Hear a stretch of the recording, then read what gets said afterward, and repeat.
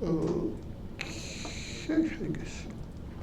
Now, when we go through all the formality, question about midterm, anything? Fantastic. I think I mentioned closed book, 4 pages with on one side, or with notes on one side, or 2 pages with notes on both sides. Any fonts that you want, create your notes anywhere you want. What else can I say? Is 2 pages, you say? I don't know how to say it compactly. It's either 2 pages when you write on both sides, or 4 pages when you write on one side. Okay. For 20 years, I'm struggling from how to say this sentence. What are we going to do today? A few, I think, very good things. So like 1 double-sided pages, or 1 double-sided page, or 2 single-sided pages? I guess. Yes.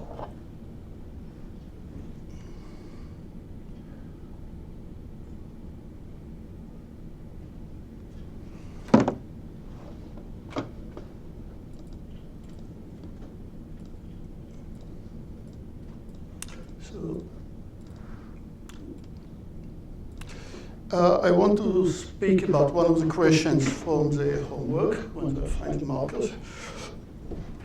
I want to speak about one of the questions of the homework that tries to show the relationship between the Voronoi diagram and the robot motion planning. We had several algorithms for robots motion planning. We kind of beat overhead the motion planning of a polygonal robot. Which reminds me that I owe you a few slides from there, so I will better do it right after. I'll get back to it later. More motion planning. In the homework, I ask you to find a path of a robot from one point to another, but my robot is just a disk. I give you the radius of the disk to start with. That's the radius of the disk, and I'm asking you to find such a path, if possible. The radius of the disk for the undergrads was fixed. For the time being, it will be fixed. And I want to speak about this problem a bit more because it will lead us somehow naturally to alpha shapes that I'm planning to speak about. So, and I want to get say from here to any other points, and I ask for a path, not necessarily the shortest path, but you cannot hit any of the objects. The moment that my Roomba robot hits one of the objects, you cannot do it, as usual. So it's very easy to realize that I don't know if my robot is going to squeeze between, if my path is going to be between H and G. But for this size of the robot, it definitely not. Smaller one, maybe yes. Maybe my path will go between C, which one should I should probably. Maybe my path will go between A and C. But if it does go between A and C, I gain nothing by being in the interior of a Voronoi cell. But if there is any object that disturbs my robot, if there is any of the obstacle A, B, C, D, E, F, any of the points disturbs my robot, then the closest point to the center of the robot also disturbs the robot. I don't know if it's only the closest one, but definitely if anybody intersect with my robot, like the point A, then the closest point, the closest obstacle to the center of the robot will interfere. So I want to move between A and C if possible, but at the same time be as far as possible from the closest of the two, which is just a very awkward way to say, if you are insisting on walking between A and C, try to stay on the Voronoi edge between them, because then your distance to the closest one is as large as possible. Make sense? So for this size of the robot, I probably cannot move between A and C if I'll reduce the robot size then I will be able to work between A and C, but again, I better go without it. So just to, if we are on this page, to finish the solution to the problem, what you essentially are doing is saying it's enough to consider only paths that are only a Voronoi edge. And now I'm going to each Voronoi edge, and every point on the Voronoi edge is equidistant from two sides. That's what makes it a point on the Voronoi edge, at least two sides. And I can ask for every point on the Voronoi edge is the distance to the site is smaller or larger than the radius of the robot. This R that you see over there, right? And which means that I can specify some portion of the edge as forbidden and some portion of the edge as allowable, based on the distance to the nearest site or not.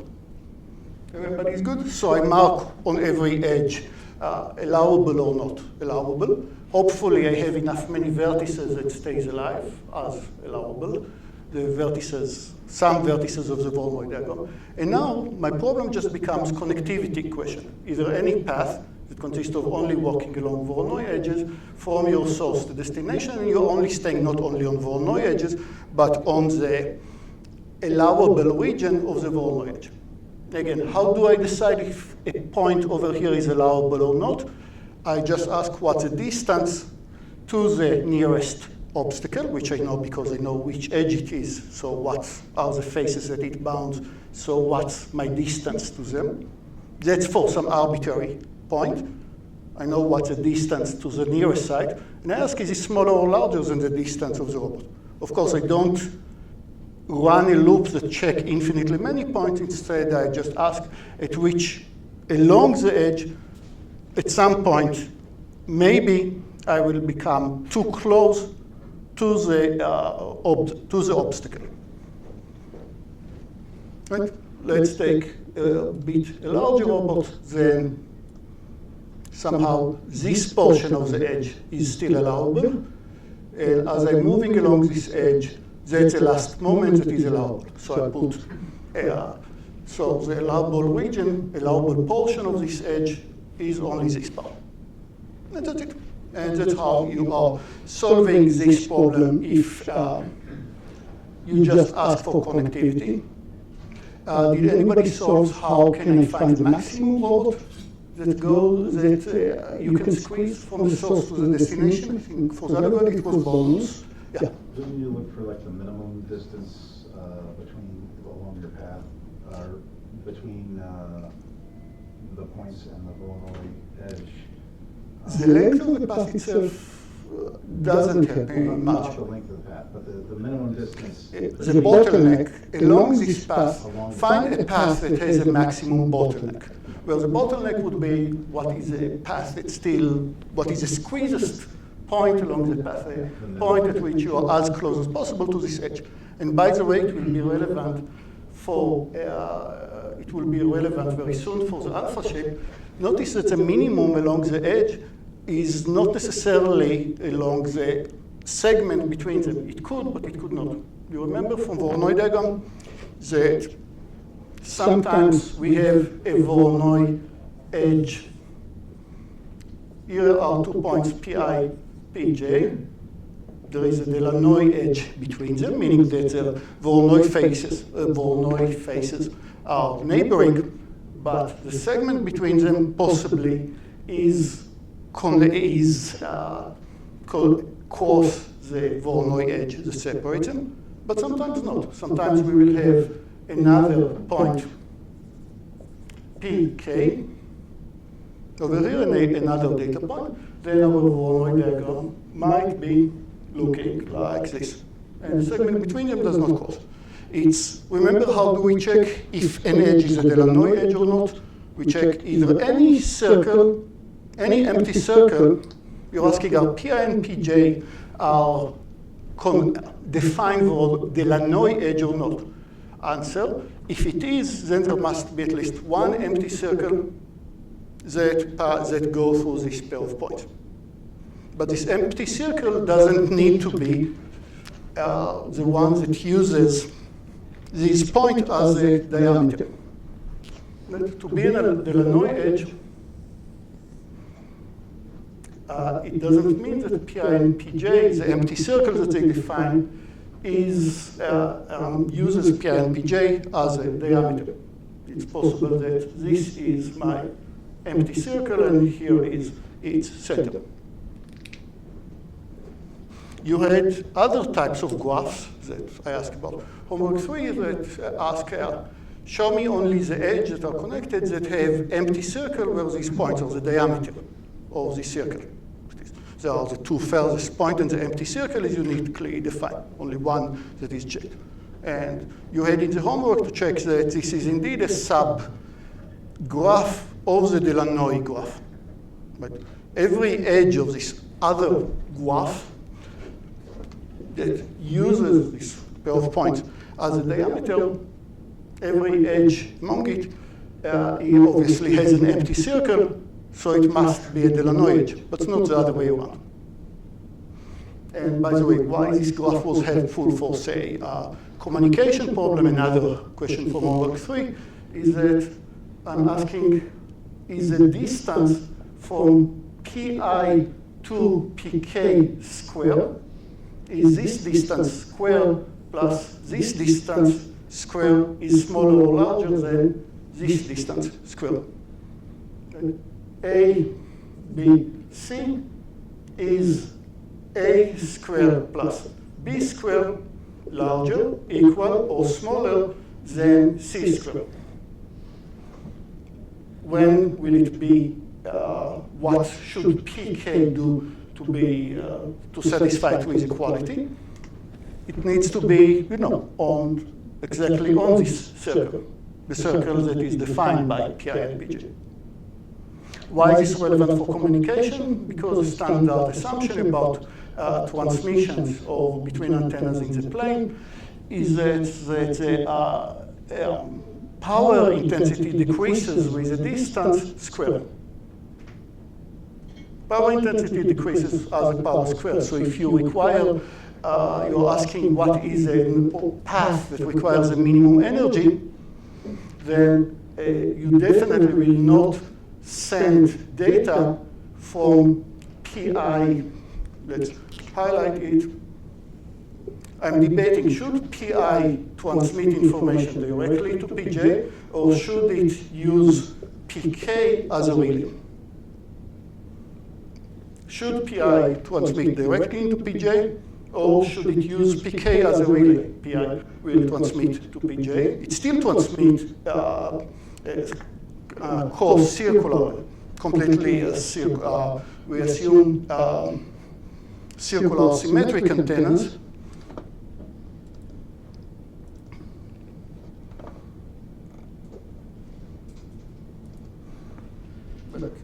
Under which condition does it make sense to transmit to Pk and then Pk will send to Pj? It will happen if the energy that requires the battery, if you wish, that requires from Pi to transmit to Pk, which is what the distance proportional to the distance squared. That's how much energy I need to take from Pi's battery to transmit from Pj to Pk. I take the distance squared, that's proportional to the energy that I need from B. So should I use this option or should I transmit directly to Pj? Well, depending on whether this squares the energy from Pi plus the energy from Pk is smaller or equal than the energy required for transmission directly. All are the distance square, so it means just is my potential relay outside or inside the disk. Very cute geometric interpretation that says if you wish to find the most energy efficient, battery efficient path between a set of nodes, don't use any Delanoy edge. That is, sorry, the other way around. Every edge that is not a Delanoy edge, don't use it when you are sending your transmissions.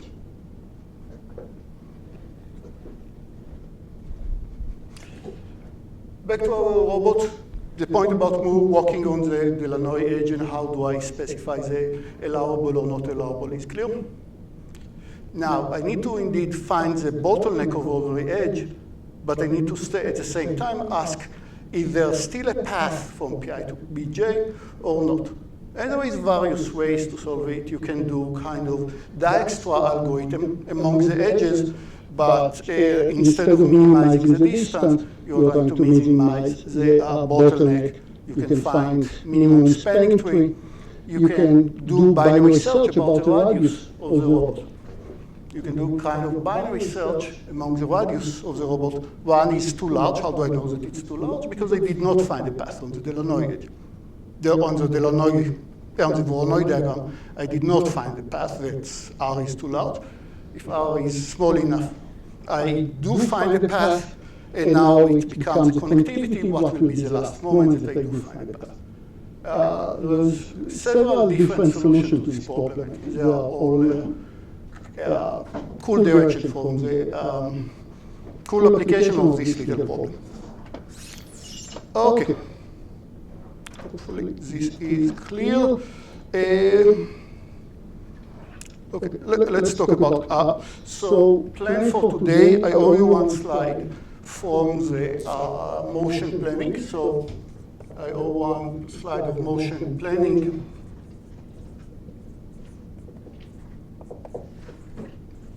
But when I have more degrees of freedom, that is not only 2 degrees of freedom. And then, and before that, I want to talk about alpha shapes. That comes next. It takes about 20 minutes. Motion planning in RD, which probably is also a few minutes. And let's start duality. Extremely cute chapter.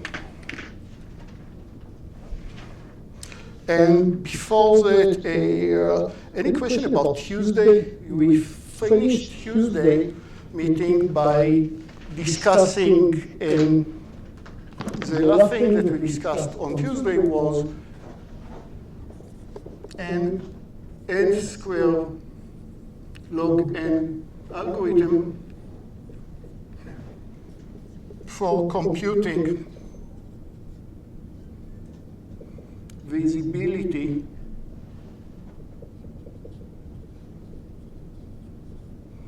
graph GVE for a set S of segments.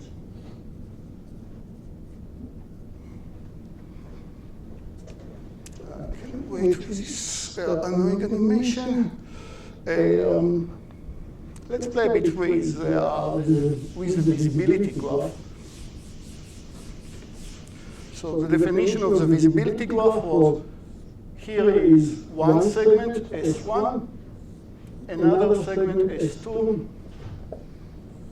another segment, S3, and I create the visibility graph whose endpoints, whose vertices are A1, B1, A2, B2, and A3, B3. That is the endpoints of all the segments.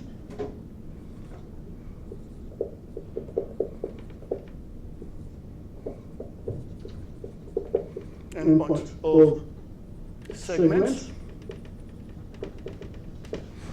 And what are the edges? And PQ is an edge. P and Q are, of course, endpoints of segments, if and only if P sees Q. The same definition, almost the same definitions that we used in visibility in a polygon in the art gallery, except that in the art gallery, we also insisted that the visibility segment, if I see you, then I see you inside the polygon. I cannot see even if my visibility segment needs to be inside the polygon. And seeds here means the segment between 2 points that see each other, the segment, not a data segment, the segment that 2 endpoints define should not cross any other segment. So let's create a visibility graph for this little subset. So where should I place edges? And it sounds a bit nitpicking, but I insist on, I don't see if the visibility segment between us crosses separate another segment. So let's start placing edges. I'll start with one. This will be one of the edges of my visibility graph. Another one on the same segment, exactly. That's why I needed the nitpicking. It's important. I can move along one of the objects. Another one, and there is not many segments that is missing, but one definitely is. I don't know. These points don't see each other. Okay. I'll give you a set of segments for which the visibility graph has linear complexity. It cannot be less than linear, but n segments and the number of visibility edges is linear.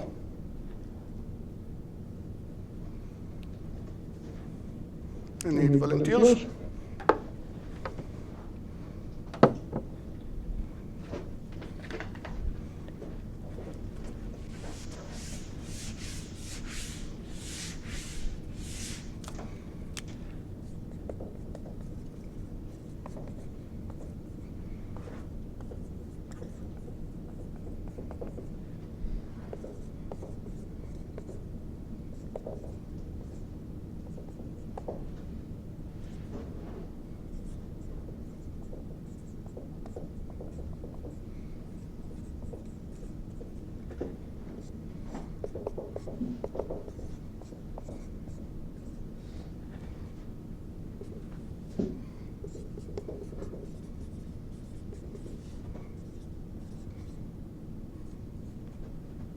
Actually, I need 2 volunteers.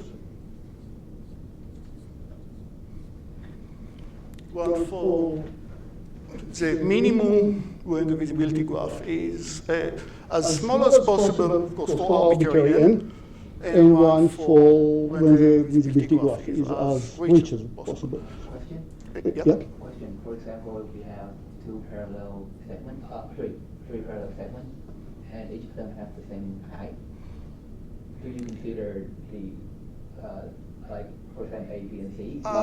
Excellent question, general position, so I don't have to think about this case. No 3 vertices are collinear. I added a bit noise, so I don't need to handle it exactly.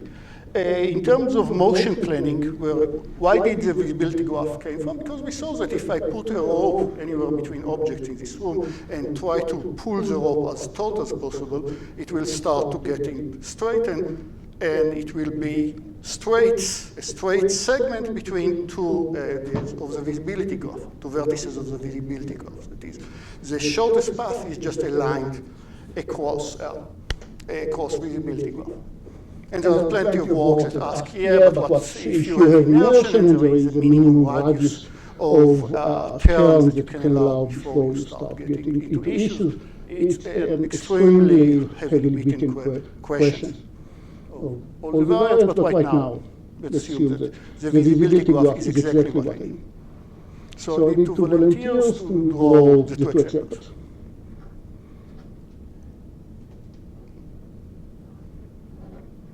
And where did I go with this convoluted sentence? I wanted to tell you that for motion planning, it's enough to think just about the first endpoint that I see. If you don't want to assume general position, you just say I need to keep like the shortest edge. If there are a few points that are collinear, I'll keep just edges between the consecutive ones.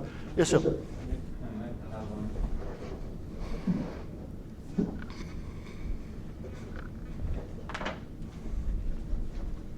Like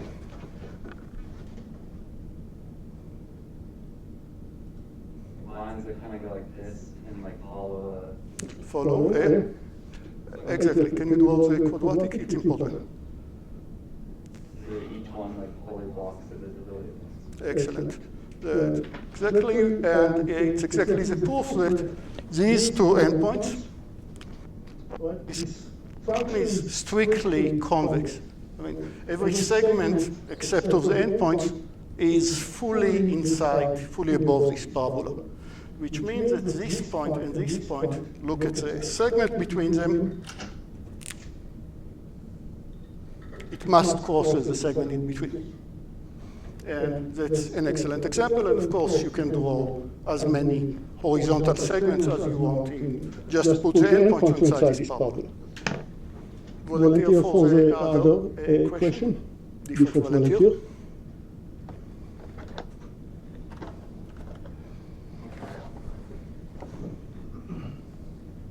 I have a question for the first one. Sure. So I did see for the First one. So could you have a series of like equal length line segments? it was asked, in general position, I think that it is hard.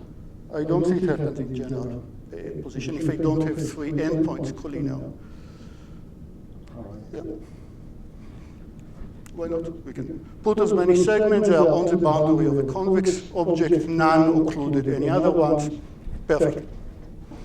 Right. So the visibility polygon is anywhere you want between n and n squared, makes sense. And we discussed how to do it, how to find the visibility polygon using an angular sweep. I will not open the app now, but we are picking one of the endpoints of one of the segments. I pick one of the endpoints of one of the segments, and I slowly scan the whole scene with a ray, changing its angle. And I have events when my ray starts to hit one of the segments or stop hitting one of the segments. We discussed it last time. Let's quickly remind it. Here is Q and endpoints of one of my segments. Here is S4, one of the other segments. Let's say that my direction of rotation will be counterclockwise, as usual. Counterclockwise. Going in this direction. Then I'll have one event when my lines, when my ray start hitting S4, and another event when it stopped intersecting S4. And now I need to decide if the endpoints of S4 are seen by Q or not. Or, I mean, I'll have these events even if there is another segment, S5. Over here, this other segment might occlude this other segment. S5 might or might not occlude S4. But in this case, it does not occlude S4. Here is another segment that does occlude. So basically, I keep a set of events every time that my ray meets one of the new endpoints. To keep these events, I need to first sort them in circular order. Notice that different points, different endpoints will see the other endpoint in different orders. It's very easy to convince. If I'll move, every time that I see two of you that are collinear with me, it means that if I'll move a bit more to the left of this line between the two of us, every time if I think about a line between the two of us, then if I move to the left of this line, then I see you more to the left than him. Moving to here, the order between you two switch. So essentially, there are a lot of orders that I need to consider. So I'll just sort it in circular order along each one of the points. I'll keep the very same data structure that we used for the line sweep, vertical line sweep. Namely, we had the priority queue that keeps the future events. I might allow, I don't care about intersection of segments, up to you. Maybe yes, maybe no. If yes, then do the normal thing, find the intersections. I definitely care about the order at which my ray, here is my ray, and I definitely care about what are the segments that my ray crosses and at which order. that is just a status. Same status as of the line tree. And when I hit an event, my ray hits an endpoint, either beginning or the end. I just ask is there anybody that cuts any other segment that cuts the ray between this endpoint that caused the event and a queue. And if this segment is the lowermost in the, here is the status, the tree of the status. And I always look at the segment that is the most to the left, which is just the closest to Q. When my line segment was vertical, that was the lowermost segment. Here it's not clear if it's up or down, but it's still the closest to Q. Q is the axis rotating around. That helps me find all the edges of the visibility graph that Q involved in. In other words, all the endpoints that Q sees. And that's essentially all I need. And I repeat it for each point of each endpoint of the segments. Each one gets to play the role of Q once. So it will cost n log n per endpoint. There are 2 n endpoints altogether, n squared log n. More than the linear time that we needed when I just wanted to move the robot for a path, but not necessarily the shortest one. Okay, all clear?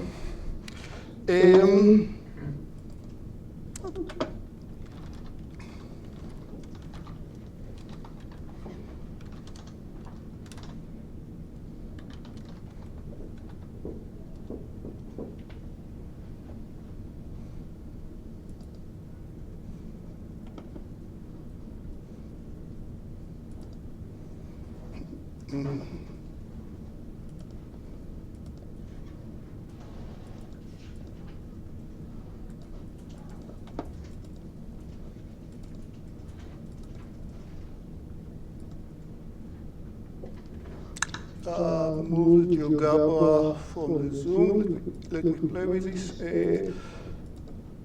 Depending which one, I don't need. Yeah. The order is obvious, as you know, different than the order that I see here. Let me put for a second the alpha.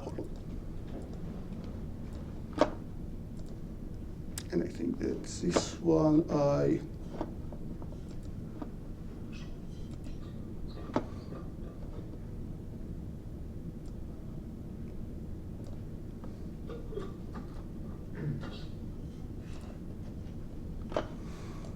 Okay, AlphaHole. AlphaHole takes us back into analyzing shapes and try to get the boundary of shapes where we have sample points. So we're given a set of points, say something that I admire later. We talk about this example. I check the distance to various points. I have a LiDAR on my car in some automatic cars. Other people think that LiDAR is stupid. We're not going to go there. And you have sample points and you want to know what is the boundary of the shape. Or people used AlphaHole that we are going to discuss to do later character recognition. To ask A, B, C, D based on images of all the books. You scanned old books and ancient books, and you want to know, you want to recognize the letters that might be of very strange fonts. So what do we mean by the shape and what do we mean by the boundary of the shape? It's a very amorphic question with a lot of answers, but in this example, you kind of see letters that my image took that are indicate that a bunch of pixels are in orange, because they were taken from an orange area, but it's very low quality image and there is a lot of noise. So a lot of images, a lot of pixels say that they are not orange, even though in the original image, maybe they were. So we are trying to ask what is the shape that you see? This is a convex hull of the A. which gives you some idea about the boundary, but it completely misses the two cavities inside.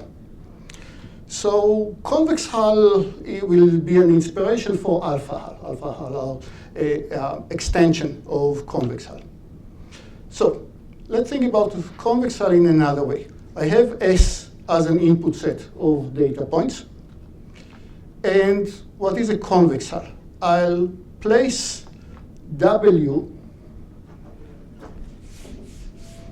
as the whole plane. W is each and every point in the plane. But now not in an algorithm, just as a concept. I'll take from W and start to erase, to delete things from W. W, again, at the beginning, each and every point in the plane. So convex hull will be put W everywhere, and now generate half planes. Here is one such half plane. I generated some arbitrary line. I'm looking at the half plane that it defines. But this half plane is not empty. It contains points on its side. So this half plane is not counted. This half plane is counted. It is empty, everything above this line. So I'll erase everything above this line from W. It's not, points above this line are not in W anymore. Sometimes I'll be more efficient. I'll place empty half planes that are empty and passes through 2 points of the input. That's more relevant. Okay. So that's, once I erase all the endpoints from the side, from below this line, then I'm left with a convex hull of the points. Slightly awkward way to think about this convex hull. It makes a bit more sense if you think about the convex hull as an intersection of the complement half planes. The convex hull is just a refreshment for the midterm. Convex hull is the intersection of these half planes and this half plane and this one as well, just the other side of all the half planes that I had before. But it's really important for me now to think about the convex hull as take W and start to delete things from W. And boundaries of the convex hull are defined as pair of points that lines on this boundary line of the convex hull. Okay, but as we said, what happens at the point out there in the middle? So I'll try to answer over here. I want to capture somehow the points at the middle and capture the shape of the part. So I'll pick some radius alpha. I'll pick some radius alpha, and I'll take W that covers everything. So W is white. And I start sprinkling disks of radius alpha. And for every such disk, I check, hey, does it contain any points of the data, or does it not contain? And if it is empty, then I remove it from being white anymore, becoming red. Again, start when everything is white, and now place all the possible disks, all of radius alpha. Alpha is a parameter.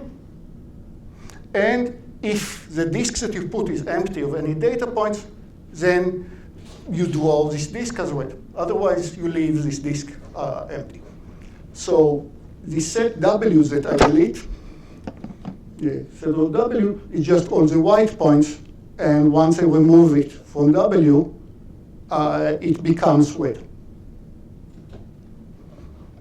So that is essentially what the alpha hole will be. If I will sample it densely enough, you could have imagined that there will be some connected region over here, some connected region over here. We can negotiate a bit what are exactly the boundaries, but definitely this part and this part will not be connected. You'll see 3 connected shapes. Again, that was the set that I started with. And some oracle told me here what is a correct value of the alpha. What radius of disk should I use, which fits this particular density of point. Had I used alpha much smaller, not that smaller, but and I use alpha much smaller, hopefully I didn't kill it.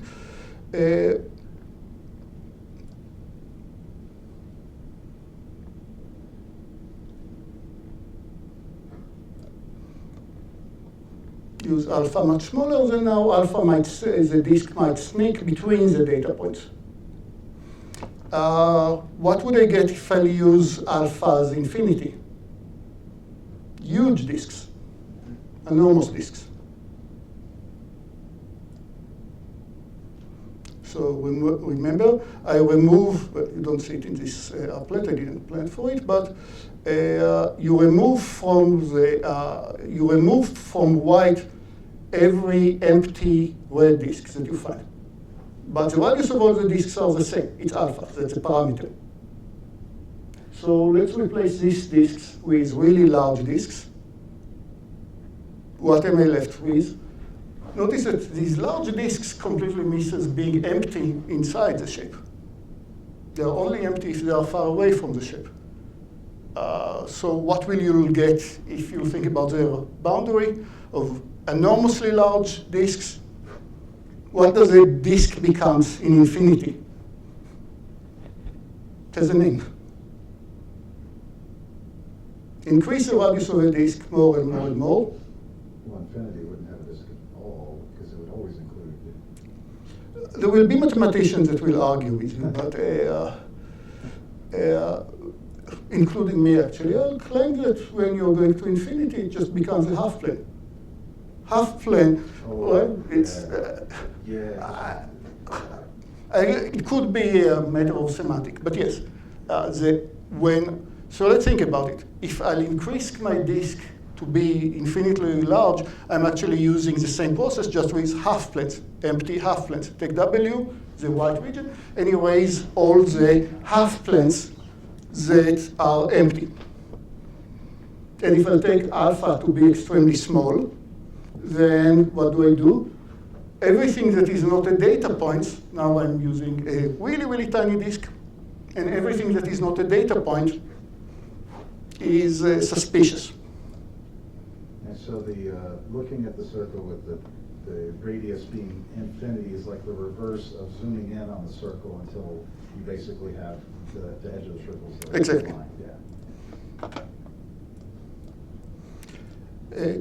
Yeah, exactly. Okay, so here are the convex hull. We went through it, and it's slightly trickier to think what are the exact definition of. I still want to connect, even with disk, I still want to generate the boundary using edges. It's a good source of confusion, right? So what is the alpha hull? The alpha hull are going as follows. Fix some value of alpha, constant. Start with a shape W that contains all the points in the plane, all the white points, and erase all the empty disk of radius alpha, all the disk that doesn't contain any data points inside them. Okay, and if I'll decide that 2 points are not cut between the disk, for example, if I have my 2 data points, Pi and Pj, and I can move my disk so the disk essentially is moving all the way, and well separate them all the way, then probably I don't want to think about them as connected. They are not part of the boundary. If my disk is so large that I cannot move them without intersecting Pi and Pj, then probably I do want to think that it's part of my input, that there is an edge of the input. It's part. I will connect them eventually with an edge. So far, I'm a bit hand-waving. I'm not. It's still not the exact definition. But you all got the idea. You all got the idea. Erase everything. That's exactly the alpha hull. And now we can negotiate a bit about what are the edges that exactly form the boundary. That's a bit a matter of face. But again, the difference between the convex hull and the alpha hull is that I'm not erasing from W, from the white points, all the empty half planes, but all the empty disks. Should be disk. Okay, so I'm kind of negotiating this alpha and try to squeeze it between all my points. Definitely I cannot put it in the in the interior of the A, and along the boundary I can kind of pad it by shifting the disk around. And if I picked alpha correctly will mean that it respects the sampling of the data points. You don't have big areas that my disk can go in between, then I'll probably get topologically more or less the shapes that I need. Okay, examples. Disk of radius 0. I erase everything that is not a data point. That's just the input set. And in terms of connected components of the shape that I'm creating, how many connected components? Like a shape that looks like this. Here are two connected components. Connected components mean 2 points. You can walk between any 2 points while staying in the same connected component. How many connected components do I have right here? It will be exactly the number of data points. And as I increase the radius of my disk, I'm getting more and more meaningful parts. Where at some point, for some radius, I just hit the sweet spot. Right? Here I both kept the boundary connected, but I also respected the hole here in between. Larger alpha will eliminate the part in the middle, and alpha equal infinity, as we said, is the half-length. Fine, so how do I compute the alpha hole? Very simple, and quite similar to the homework that we discussed at the beginning. I'll start with all the Delanoy edges. So I will not, I want to, when I'm generating the boundary, and my boundary will consist of straight segments. My boundary will consist of straight segments. Even though I erode a disk as a check, I'll still connect them by a straight segment. And these straight segments will be, a subset of the Delanoy edges. If it's not Delanoy, if there are not points that are close to each other, then don't bother checking if they are part of the boundary. We don't consider them. They have to be at least a Delanoy edge. If you don't remember, 2 points are Delanoy edges if the Voronoi faces touch each other, are neighboring. Okay, so I fixed alpha, and now I imagine that there is a sphere that I'm trying to move along, there is a sphere, sorry, that I'm trying to move between Pi and Pj, break the connection between Pi and Pj. Again, I'm trying to move a sphere between Pi and Pj.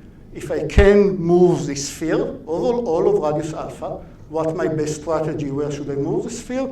Where its center is on the Voronoi edge. The same homework question once again. Move it along the Voronoi edge, if you can. Now, can you or can you not? Let's check along this Voronoi edge what will be the bottleneck. What is the alpha mean? How close is the nearest point? Again, if the Delanoy edge crosses the Voronoi edge, not always, but sometimes, if they crosses, then it's just the orthogonal point, the orthogonal projection. But it could be that I have Pi, Pj, Pk, and the Delanoy edge between Pi and Pj does not cut the Voronoi edge. Still, I'm worried about the Voronoi edge. Okay, so when are we saying that a Pi and Pj is an edge of the boundary of the alpha shape? It happens if and only if alpha that we find is between alpha min, that I just defined, and alpha max, that is a maximum distance from any point along this Voronoi edge to Pi and Pj. That is, points, edges that if I have 2 points and the Voronoi edge goes to infinity, these 2 points you remember are on the convex hull, then the maximum distance from here to any of them, the alpha, will be infinity. And then, depending on other points, I can decide if the distance between what is the minimum alpha.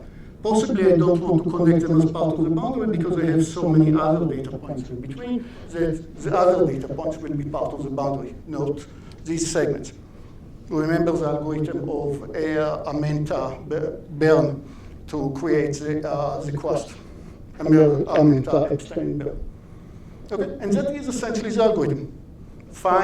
Create the Delanoy triangulation for every edge, every Delanoy edge. Look at the correspondence, the dual Voronoi edge. Every Delanoy edge has a corresponding Voronoi edge associated with this. For this Voronoi edge, look at the minimum distance to pi, the maximum distance to pi. Here is the case that the minimum is not orthogonal because the Voronoi edge doesn't go all the way. K somehow separates the Voronoi edge. Still, I'll check, is alpha between these two values? If yes, then then it means that I cannot shift my ball. If I try to shift my ball, if I try to shift my ball, then it has its distance. If alpha is exactly alpha mean, what does it mean? That the ball, that my sphere right here will touch exactly pi and pj, and that's like the largest ball that you can still shift in between. You can disconnect pi and pj, so there will not be an edge. If alpha is a bit larger, then I definitely cannot shift the ball. If alpha is larger than alpha mean, then I definitely cannot shift the ball, and then I'll connect the two. Okay, and that's the algorithm that gives just go to N log N, but create a Voronoi diagram, Delanoy triangulation, and for every edge, check what, for every Delanoy edge, check if it's alive or dead. Okay. And it's exactly as simple as I described. Question is, who told me what is the right alpha? I mean, it's somehow depending on the shape. So instead, to compute the interior, I just look at what's the boundary circulate, and hopefully it makes sense topologically. After I created all the boundaries, hopefully for the correct one, correct value of alpha, you just look at the union of all the segments and they are forming nice circles. Not always. These are not nice circles over here, but here are the boundaries, forms nice circle, and then you can decide what is actually the alpha. Everything that the boundary encapsulates.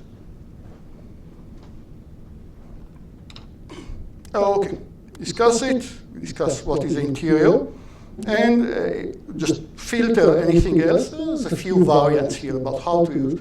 But again, don't take my word, Google for it. Very, very in low-level computer vision. It's algorithm that is used and have successes nicely. But what if I don't know what is the right alpha, which one of these should I use?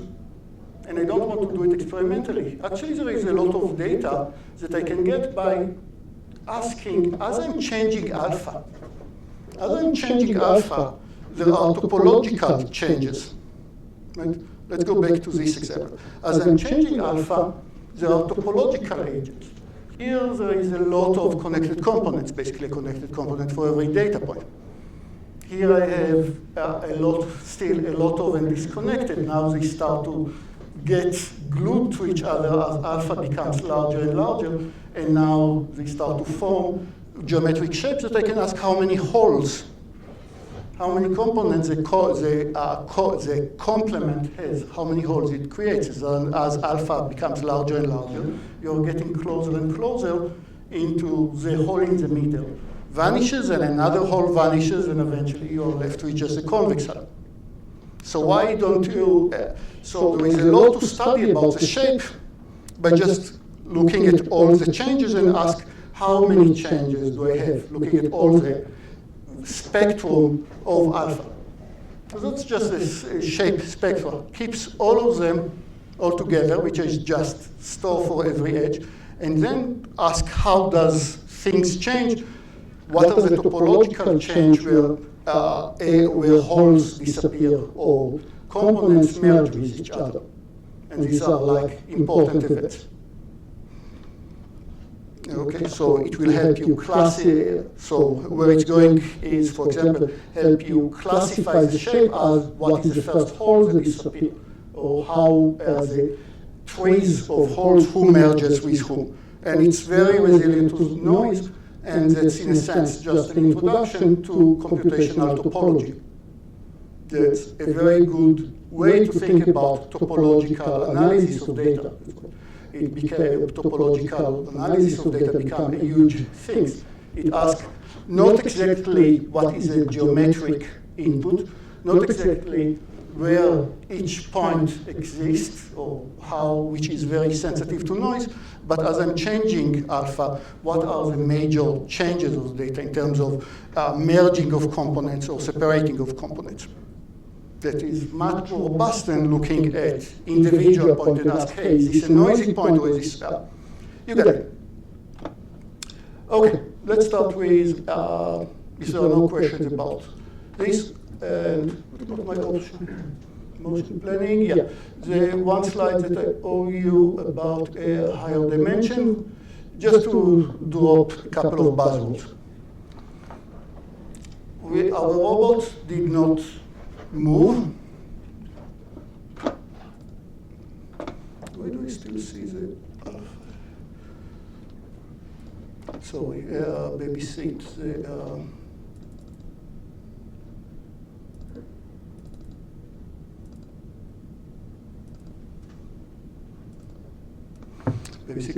Obvious. We didn't speak about even translation only, but in 3D. If my object lives in 3D, then I need to specify 3 points just to specify the translation. That's for a rigid robot. If it has 2 degrees, if it has 1 link, then I need to specify what's the angle of the link, or 2 angles of the link. By the way, we discuss it more in graphics, but to specify the location of this object in 3D, how many parameters do I need?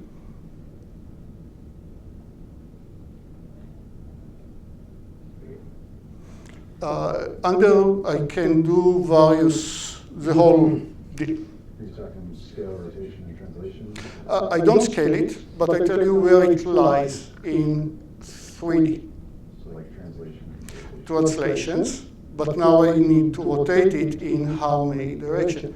I can think about the vectors that go through the center and say this vector points somewhere, so I have another, once I fixed the origin, I have another 2 numbers of where is the remote control pointing to, and am I done?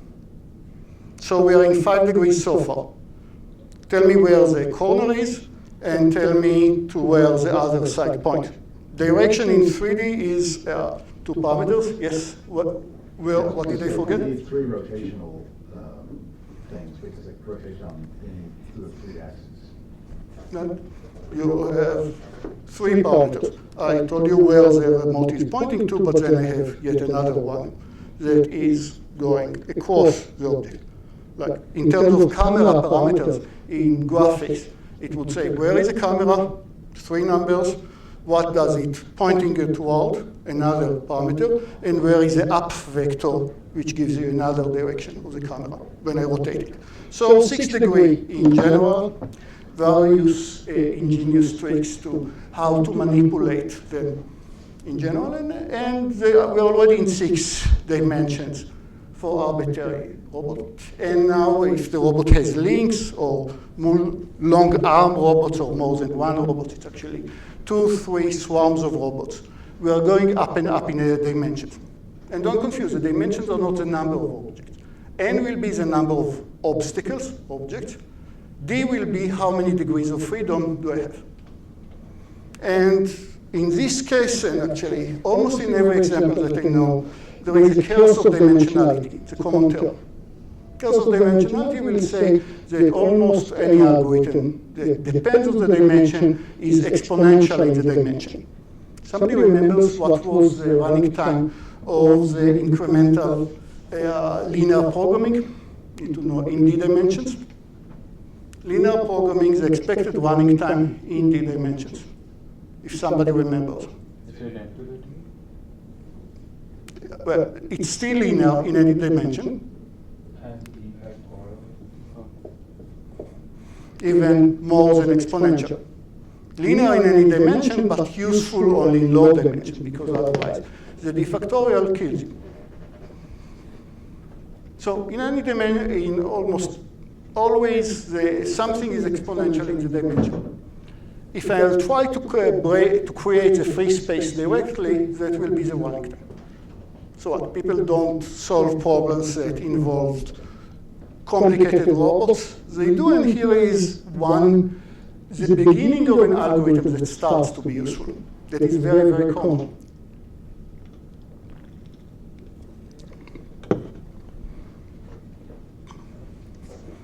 And what you are doing in higher dimension is saying, first, every point in this RD, in the D dimension, I don't have it here, every point in the free space, every point in the higher dimension represents a location of the robot.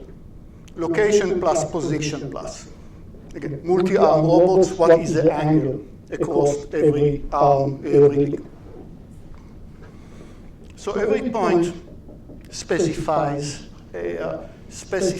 one position of the robot. How do you generate them to start with? You just pick a point at random. Not necessarily uniform. We'll see in a second what do I need to do instead of uniform, but let's start with uniform. I start sample points. Every point is a representation of the robot. And now the robot doesn't move anymore. It's fixed. The robot is fixed somewhere, and maybe it is in the free space. Free space, it doesn't intersect any obstacle. That's kind of easy to do. For any such point, it's easy to find, is this allowable or not.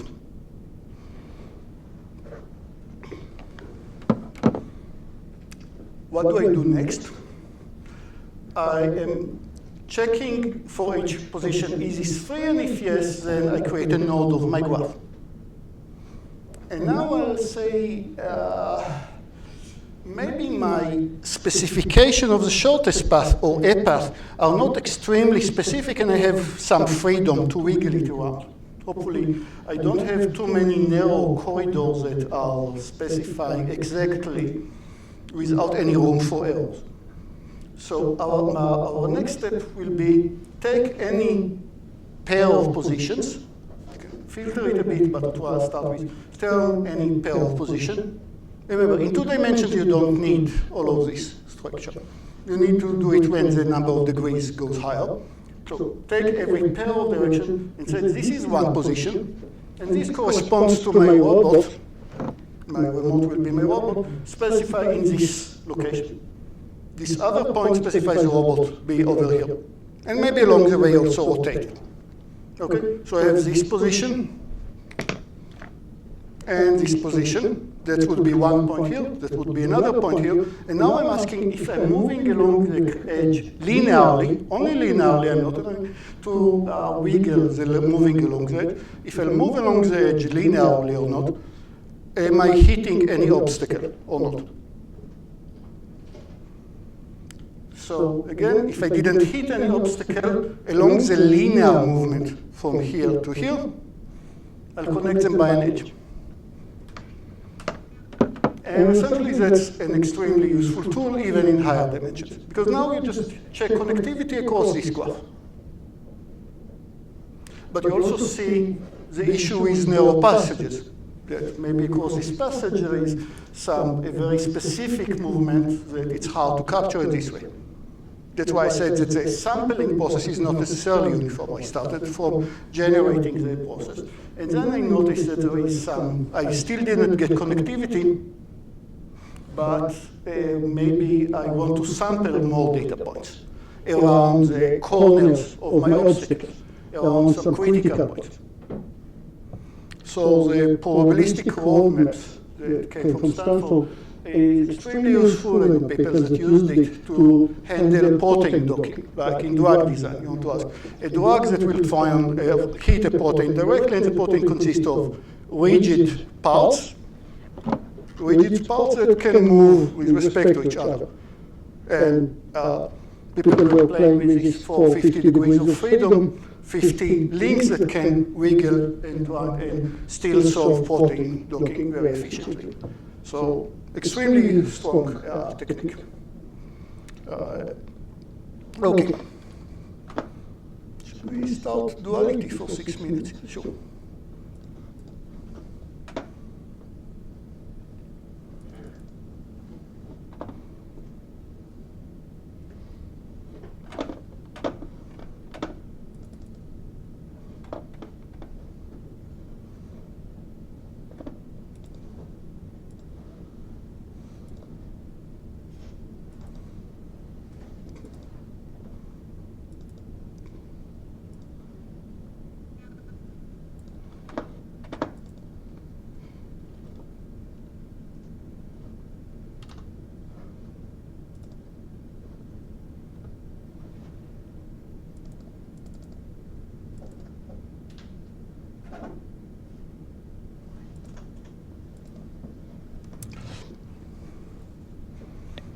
So think about a point.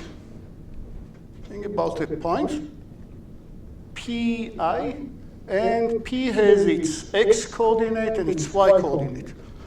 And I think about my normal plane, the normal xy plane, as a primal plane. That's where I start from, so I'll call it a primal plane. And I'll pick on one of the points, P4. And what am I going to do with P4? I'll make in the dual plane another window, another plane. I'll take this point and I'll create a line out of it. And I'll call the line, I took P1 and I generated a line. The name of this line will be P1 star, to denote that it was created because of the point P1. So again, I took the point P1 and make a line out of it. What's the coordinates of this line? It's y equal, what is this? The x coordinate of P1 times x minus the y coordinate of P1.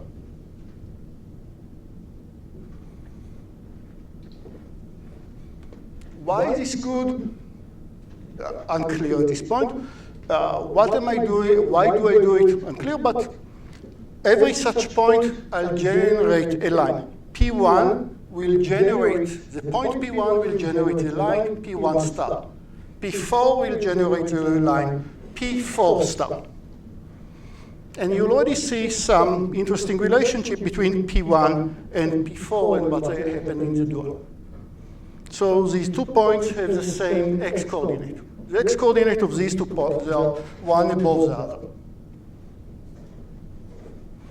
Let's look at P1 star, the line that was generated from P1, and P4 star.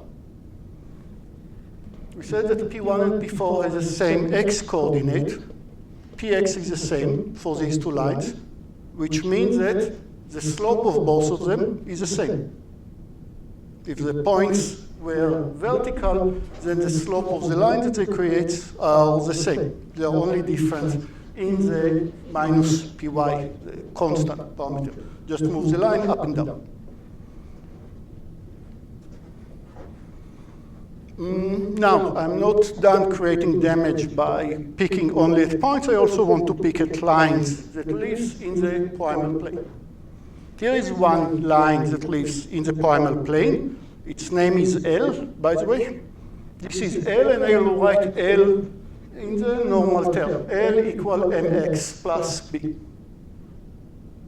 And if I pick a point and made it into a line, then I'll pick a line and made it into a point. What will be this point? First, what is its name? If I pick L, the dual line will be L star. The dual of L will be L star.